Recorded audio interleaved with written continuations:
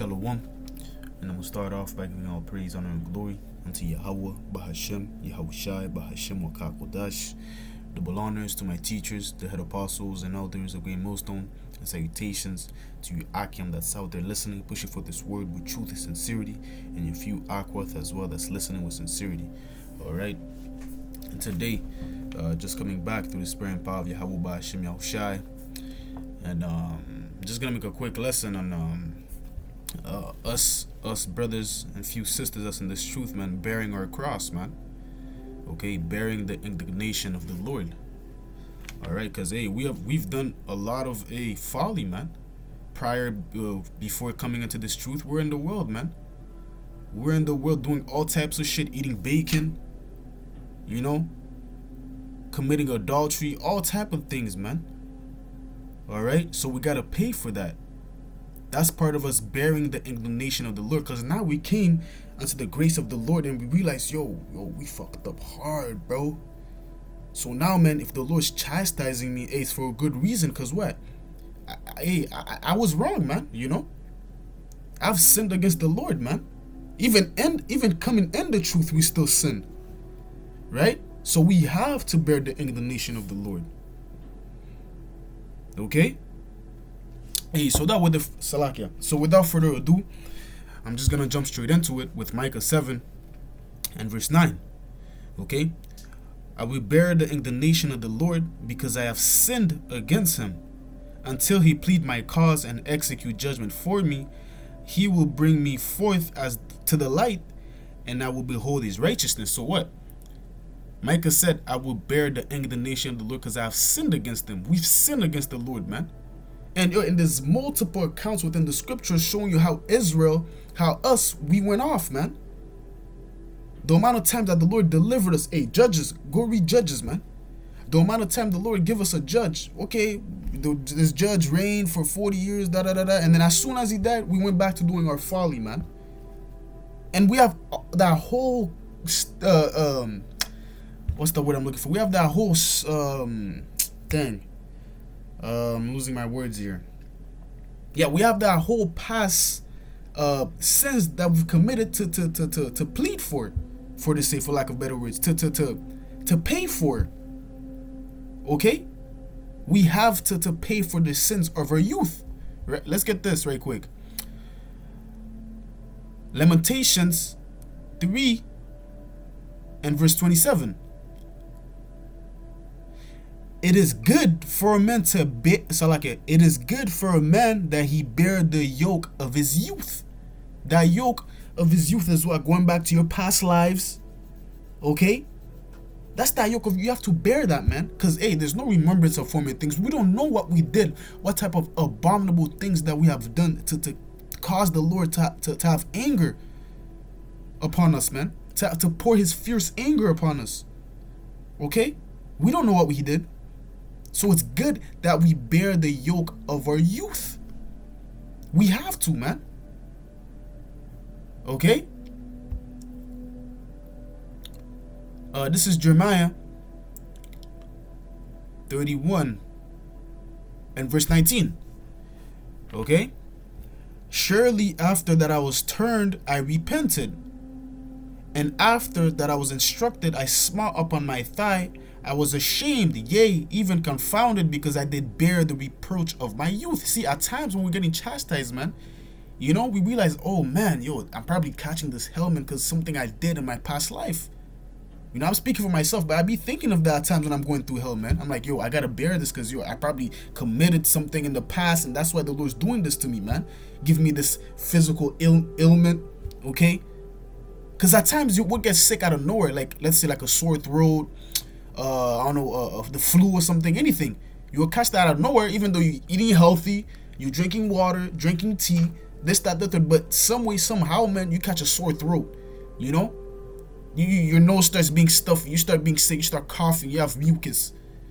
It's all because what? We have sinned against the Lord, man. All these ailments, all these ailments that befall us, man, it's because of sin, man. It's because of sin. At times we're catching hell, man. It's because of sin we catch these different affirmities, man.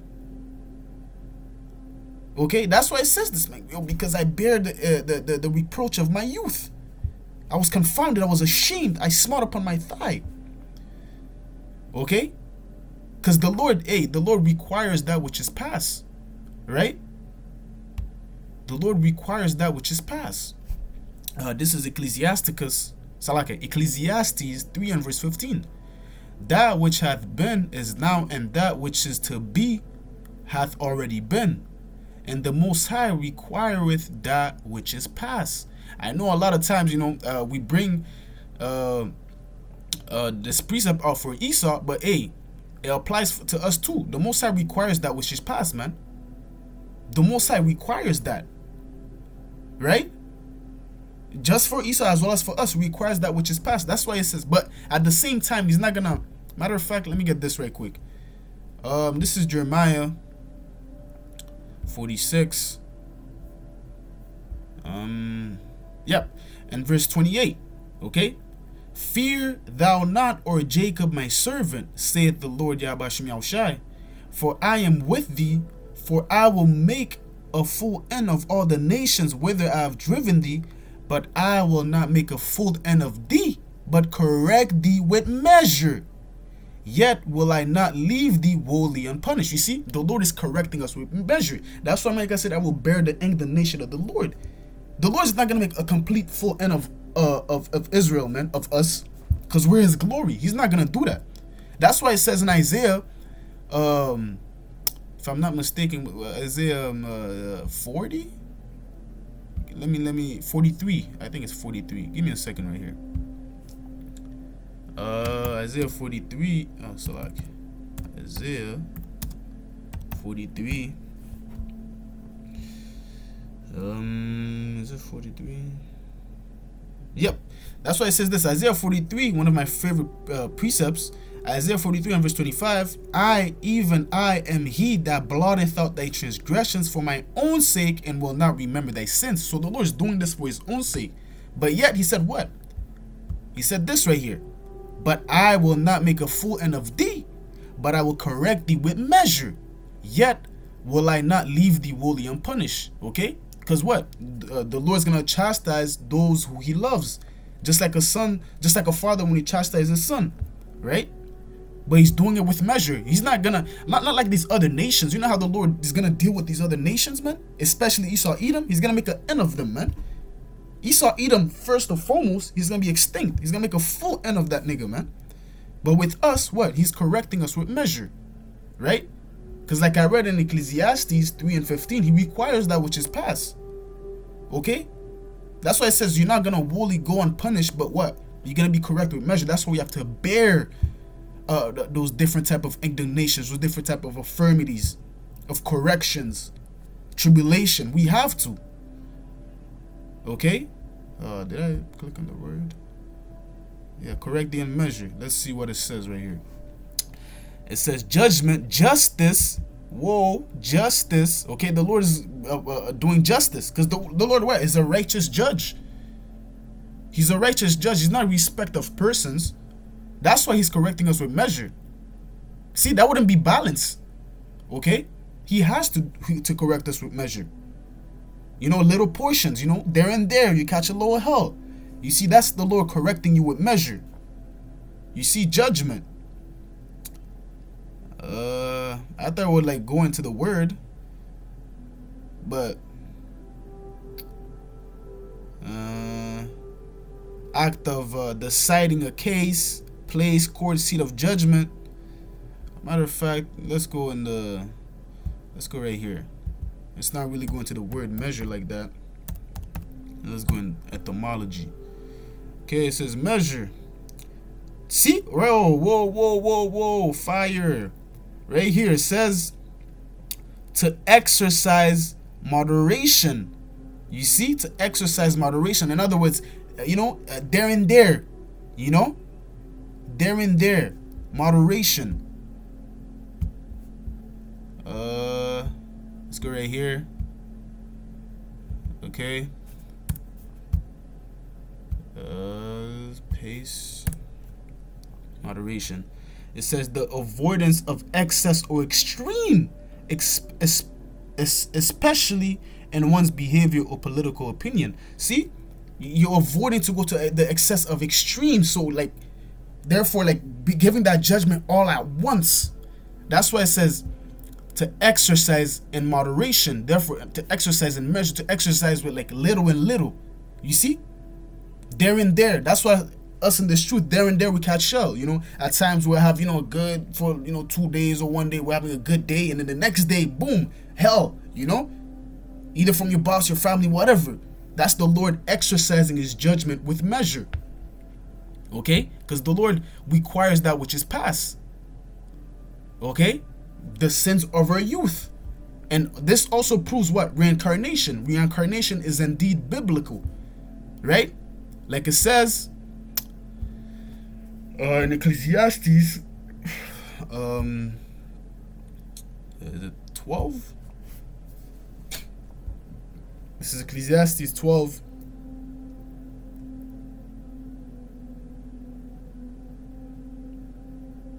Give me a second. Yep. 12 and verse 7. 12 and verse 7. Then shall the dust return to the earth as it was. So when you die, right? The dust goes into the earth as it was, being your body, this mortal flesh. Okay? And the spirit shall return unto the Most High, Yahweh Bashim Yahushai, who gave it. That's what happens. So you go back into the spirit world, and then what? You catch your judgment. Right? Matter of fact, let's prove that. Let's go to Numbers. Numbers, if I'm not mistaken, 14 and verse 18. Okay? It says what? The Lord is long suffering. You see, the Lord is long suffering. In other words, that's the Lord giving us our punishment with measure. See that long sufferance. In your past life, the lives previously, he give you a little bit, and in this life a little bit. Throughout each life, he's giving you a little bit, until this final moment right here, which is going to be the last deliverance, right? Abaratazat, we be of that number.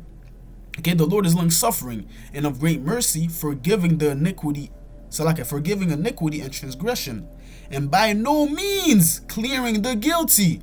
By no means is the Lord gonna clear the guilty. You see, that's why it says again. That's why it says he's correcting us with measure, because he's not gonna, because we're guilty, man. We're guilty of going against the Lord, man. Okay, the Lord has receipts, man. We're reading the receipts, the different type of books that the prophets have wrote of Israel going off. Okay, going to other gods, right? Worshipping idols. You see, which we know according to the laws, the Lord told us not to worship idols, not to worship any other god except for him. You see? Okay, so, and by no means clearing the guilty, visiting the iniquity of the fathers upon the children unto the third and fourth generation. The third and fourth generation, that's when you come back into the earth, man. You see? That's why it says visiting the iniquity of the father upon the children to the fourth and third generation. Because once you come back, that's when you're going to serve out that sentence of that sin that you've committed previously.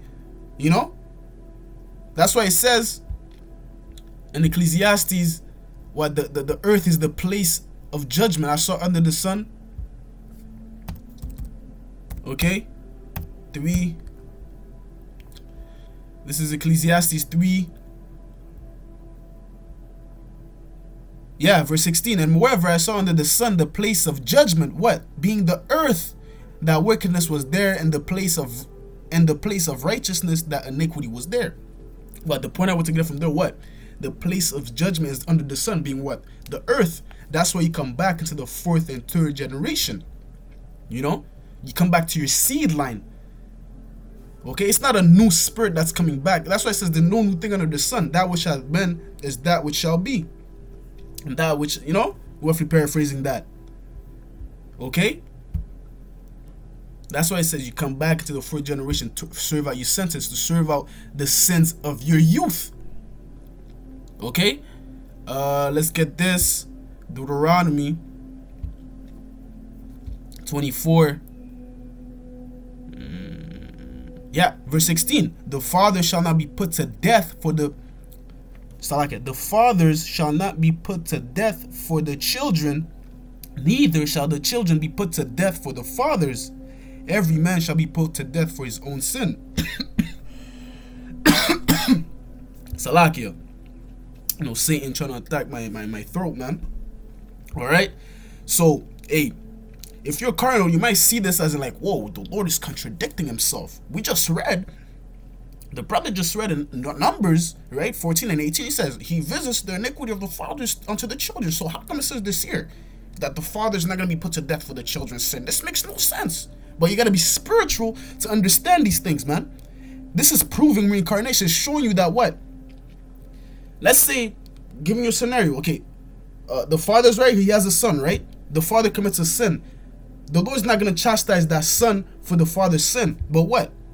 He's going to wait until the third and fourth generation when that father comes back to the seed line of that son to serve out his sentence. That's why it says this here, man. The father shall not be put to death for the children. Okay? Because regardless, you're going to come back to that seed line and serve out your sentence. Okay? There's no new thing under the sun, man. It's all a cycle. It's a cycle, man. Okay? You coming back and serving out your sentence. You bearing the sins of your youth. That's why it says this here, man. It's not, the Lord is not contradicting himself. Okay? Showing you the fairness of Yahweh Shemiel Shai, man. You know? Like he said, oh, that was my forefathers. You know, they committed slavery. It's not us. It's you coming back, man. Okay? It was you. Alright? Just furthermore proving what? That reincarnation, you coming back to serve out your sentence under the sun, being the earth, the place of judgment. Okay, that's why we have to bear the indignation of the Lord, man. Okay? Because we've committed sin against him that we don't know of. So it's needful for us to bear this, man. We can't be whining like a little bitch. Why is this happening to me? Why me, Lord? Why me? You know? Why not you? Why don't you say that, huh? We have to, man. It's a must for us to bear this. Okay? Hey. So with that, I'm gonna give all praise, honor, and glory unto Yahweh, Bahashem, Yahweh Shai, Bahashem Wakakodash. Lord willing, this lesson was edifying. Until next time, I'm gonna say Shalom.